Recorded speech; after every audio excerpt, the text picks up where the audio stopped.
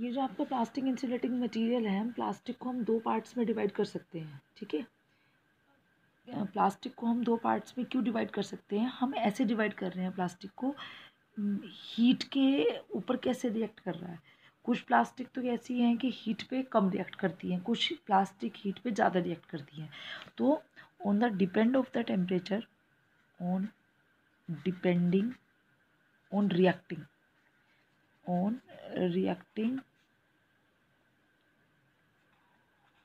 by applying the temperature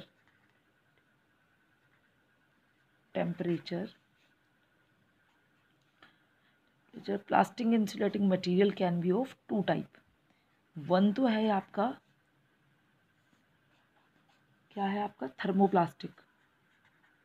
ऐसा इसके बाद में भी हमारे पास करने के लिए बहुत कुछ है, ये अब मैं शॉर्ट में बताऊंगी क्योंकि इतना ही सफिशिएंट है आपका थर्मोप्लास्टिक और थर्मो सेटिंग। यही आप 2-3 पेज में लिखे होगे वहाँ, ठीक है। काम की चीज़ पढ़ेंगे हम, फालतू की गप्पे इसमें बताना तो वो तो आप ऐसे भी खुद भी कर लोगे, ठीक है। तो थर्मोप्लास्टिक और थर्मोसेटिंग। तो थर्मोप्लास्टिक आपको वो प्लास्टिक होती है जो क्या होती है कि जब आप उस पर हीट अप्लाई करते हो, ठीक है, जब आप उस पर हीट अप्लाई करो तो वो क्या हो जाते हैं, वो क्या हो जाते हैं, आपके लिक्विड में कन्वर्ट हो जाते हैं। और ठीक है, और जब उसको ठंडा किया जाता है, जब उसको टेम्परेचर जैसे हम कम करते चले जाते हैं, वो क्या हो जाता है, ग्लास की फॉर्म में आ जाता है, ठीक है। तो ग्लास स्टेट के अंदर रहता है, ग्लास की फॉर्म में नहीं, मतलब ग्लास स्टेट में आ जाता है, ठीक है। तो जब हम उसको कूल करते हैं, तो यानी थर्मोप्लास्टिक आपकी वो प्लास्टिक होगी बेसिकली बच्चों,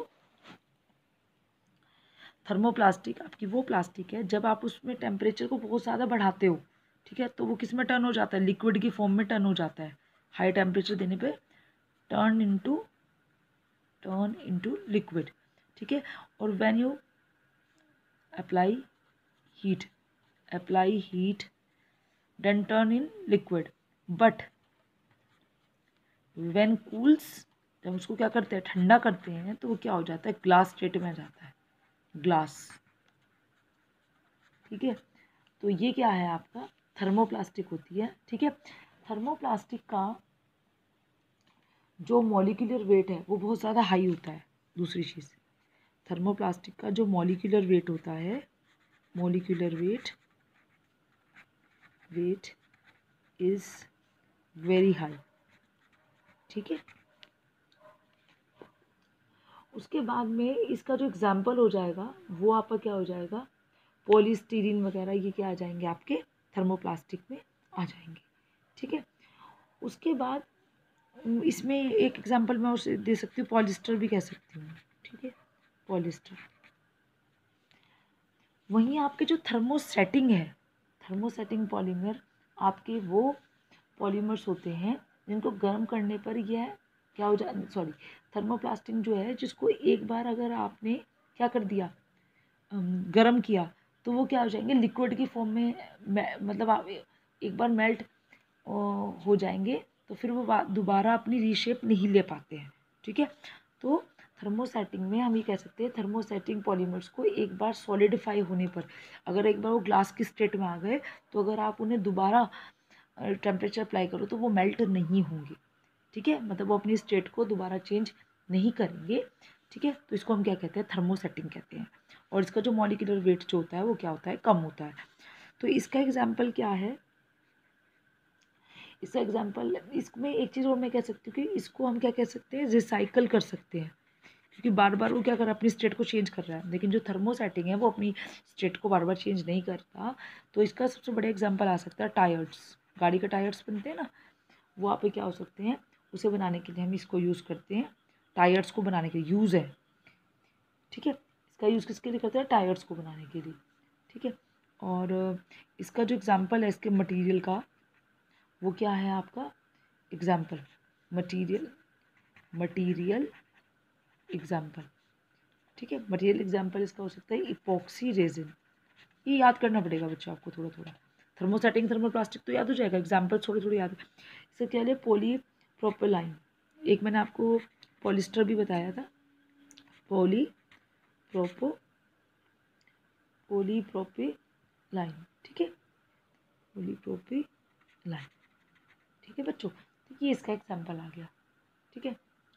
तो यानी फिर से समझ लो, थर्मोप्लास्टिक को हम उसकी स्टेट को गर्म करने पे लिक्विड कर सकते हैं, ठंडा करने पे वापस वो ग्लास स्टेट में आ जाता है, अपनी स्टेट को दोबारा चेंज कर सकते हैं। इससे हम इसको रिसाइकल के लिए as a recycle material use कर सकते हैं। अगर हम प्लास्टिक यूज़ करना चाह रहे हैं, प्लास्टिक बनाना चाहें, तो प्लास्टिक भी दो टाइप की होती है। एक प्लास्टिक जो है गर्म करने पर वो नहीं चेंज होगी, ठीक है, पिघलाने पे नहीं होती, लेकिन जो थर्मोप्लास्टिक है आप उसको बार बार रिसाइकिल, आप देखना किसी किसी पॉली बैग पे लिखा था इट इज़ रिसाइकल्ड, तो वो यही वाली है थर्मोप्लास्टिक। थर्मोसेटिंग क्या है, जो हम सिंपल जो दुकानों पे मिलती है सब्जी के साथ में, अब तो खैर बैन हो गई है, वो ये थर्मोसेटिंग वाली प्लास्टिक है, जिसको आप डिस्ट्रॉय नहीं कर सकते, वो डिस्ट्रॉय नहीं होती, वो ये रिसाइकिल होती रहेगी। उसे एक बार अगर आप यूज़ कर लो, उसके बाद बस आप गर्म जला लो, कुछ कर लो, वो स्टेट चेंज नहीं करेगा, ठीक है। अब एग्जाम्पल्स हैं सम इंसुलेटिंग मटीरियल के, वो एक्चुअली वो क्या क्या है, आपकी माइका है, माइका, और एक आपका वुड, ठीक है।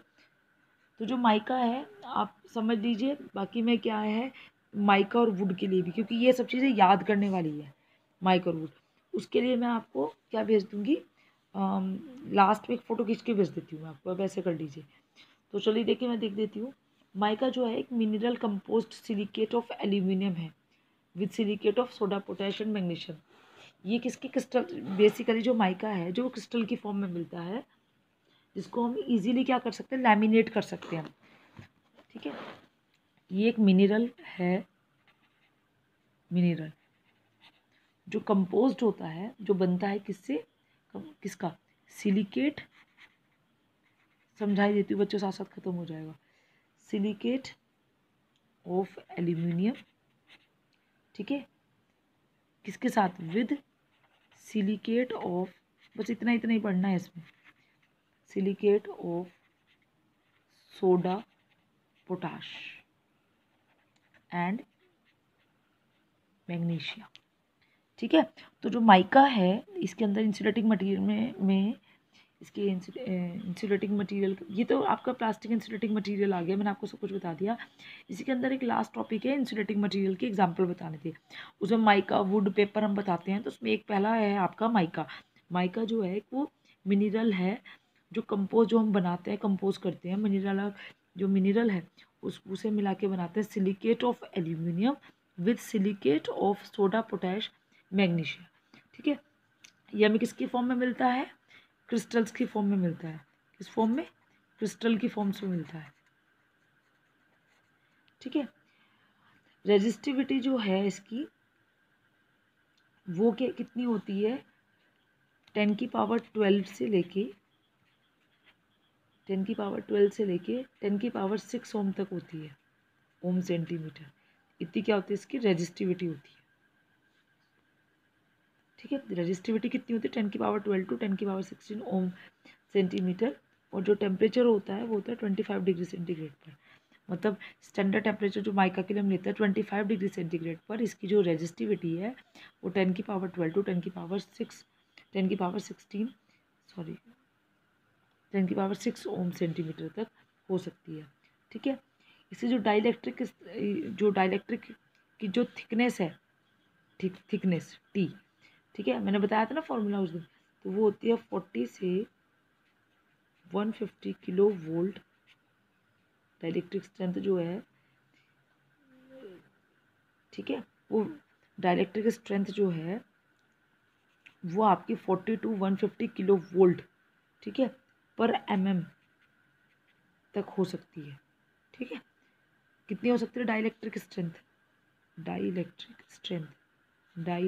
मुझे लगता है आपको याद हो जा रहा होगा साथ साथ, डाइलेक्ट्रिक स्ट्रेंथ जो है 40 टू 150 किलो वोल्ट पर mm है, ठीक है। अब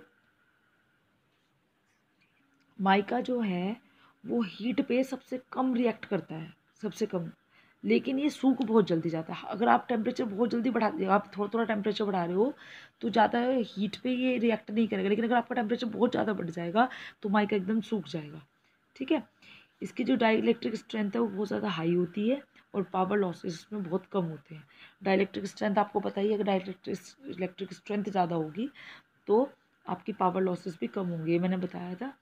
ये एक तो टफ होता है और थोड़ा स्ट्रॉन्ग होता है। यूज़ कहाँ का करते हैं, माइका शीट्स का यूज़ हम इंसुलेटिंग इंसुलेटर में यूज़ करते हैं, ठीक है। और जो हाई वोल्टेज मशीन्स में माइका का यूज़ नहीं करते, क्योंकि जो इसका स्पेस है माइका का वो क्या है, बहुत कम जगह घेरता है। तो ये क्या करता है, हम हाई वोल्टेज मशीन्स में हम इसका यूज़ नहीं करते, ठीक है। जैसे हमें वाइंडिंग्स के बीच में इंसुलेशन करनी हो तो वहाँ हम इसका यूज़ नहीं करेंगे। नेक्स्ट आता है आपका वुड, ठीक है। नेक्स्ट आता है आपका वुड। वुड भी आपका एक इंसुलेटिंग मटेरियल है। इसका भी डाइलेक्ट्रिक कांस्टेंट जो है वो 2.5 से 2.6 के बीच में होता है, डाइलेक्ट्रिक कांस्टेंट, ठीक है बच्चे। ये देखिएगा, डाइलेक्ट्रिक जो कांस्टेंट है आपका वो किसके बीच में होता है, 2.5 से 2.6 के बीच में। इसकी जो रेजिस्टिविटी है, सूखने की जो ड्राई रेजिस्टिविटी, वो आपकी कितनी होती है, 10⁻10 to 10⁻13 ओम, ठीक है। पोटेंशियल ग्रेडियंट जो है, मतलब ये जो जितनी वोल्टेज को सहन कर सकता है, पोटेंशियल ग्रेडियंट जो है इसका, पोटेंशियल ग्रेडियंट वो हम मान सकते हैं कि वो 40 किलोवोल्ट पर mm तक का हो सकता है, ठीक है। तो इसकी यही प्रॉपर्टी जो है, इसको वुड को हर सीज़न में ये को यूज़ करने में मतलब बहुत इजीली, मतलब इसकी जो प्रॉपर्टीज़ है, पोटेंशियल ग्रेडियंट है, ड्राई रेजिस्टिविटी बहुत बढ़िया है, डाइलेक्ट्रिक कांस्टेंट बहुत बढ़िया है, तो इसलिए हम इसे बहुत सारी जगहों पे क्या कर सकते हैं, यूज़ कर सकते हैं, ठीक है। अब बच्चे ये वुड का तो मैंने आपको बताया, ठीक है। उसके बाद जो बेकेलाइट है, ये आपका क्या होता है, it is a type of phenol formaldehyde. मतलब कि फिनोल फॉर्मेल्डिहाइड का ये एक तरह का पार्ट है, ठीक है। और इसकी जो डाइलेक्ट्रिक स्ट्रेंथ है बहुत बढ़िया होती है, 6 to 14 किलोवोल्ट पर mm, इतनी थिकनेस की इसकी डाइलेक्ट्रिक स्ट्रेंथ होती है, ठीक है। इसकी जो मैंने अभी थर्मोसेटिंग पीछे बताया आपको, थर्मोसेटिंग बहुत बहुत ही हार्ड थर्मोसेटिंग होता है ये, ठीक है। और ये क्या होता है, डार्क कलर में होता है। इसका जो हम यूज़ करते हैं वो हम यूज़ करते हैं लैंप में, होल्डर्स में, होल्डर बनाने में, और स्विच के का जो कवर्स होते हैं वो बनाने में हम क्या करते हैं, इसका यूज़ करते हैं। तो it is all about your insulating material, that means your insulating material has been overed here. और ये इतना ही पढ़ना आपके लिए सफिशेंट है, क्योंकि इसके बाद में जो आपका यूज़ होगा वो खाली समझने वाला है, आगे आपका थ्योरम्स आएंगी, ठीक है, वो सब चीज़ें, ठीक है बच्चों। और अभी टाइम है, ऐसा नहीं है मैं कराते चल जाने, तो आपका रिविजन आराम से अपना काम होता चला जाए, और अपना मई तक आपका पूरा सिलेबस निपटा दूँगी मैं। ज़्यादा करूँ मैं तो 10 मई तक भी निपटा दूँ, क्योंकि बेसिक आपका बिल्कुल बढ़िया से चल रहा है, ठीक है। तो ऐसा घबराने की ज़रूरत नहीं है, ठीक है बच्चों। और वीडियो ज़्यादा से ज़्यादा लोग देखो, तभी फ़ायदा है। आप लोगों सबको जितना ज़्यादा करोगे तो मुझे भी लगेगा कि आप इंटरेस्ट ले रहे हो, ठीक है। वैसे मुझे पता है इलेक्ट्रॉनिक्स के बच्चे तो अपना इंटरेस्ट ले ही रहे हैं, ठीक है। थैंक यू बच्चों। थोड़ा सा आपका सिलेबस और निकल जाए तो फिर मैं आपको थोड़ी सी ये असेसमेंट के लिए बोला था, मुझे अमन शुक्ला का 1-2 बार फ़ोन आया था। तो अमन, अगर आपको स्पेशली क्वेश्चन पूछने हैं बच्चे, अभी टाइम तो ऐसा नहीं है कि इसे नोट करके मैं आपको बताऊँ कि 4-4 सब्जेक्ट्स हैं। अगर आप चाह रहे हैं ना, नोट्स आपके बहुत बढ़िया थे, अच्छे से बनाए हुए थे आपने, और अगर आपको क्वेश्चंस वगैरह, असाइनमेंट वगैरह ये पूछना हो कि कैसे क्वेश्चंस का पैटर्न आएगा, तो आप मुझे फ़ोन कर लीजिएगा, मैं फ़ोन पे आपको ऐसे ही गाइड कर दूँ, ठीक है बच्चों। ओके बच्चों, थैंक यू वेरी मच।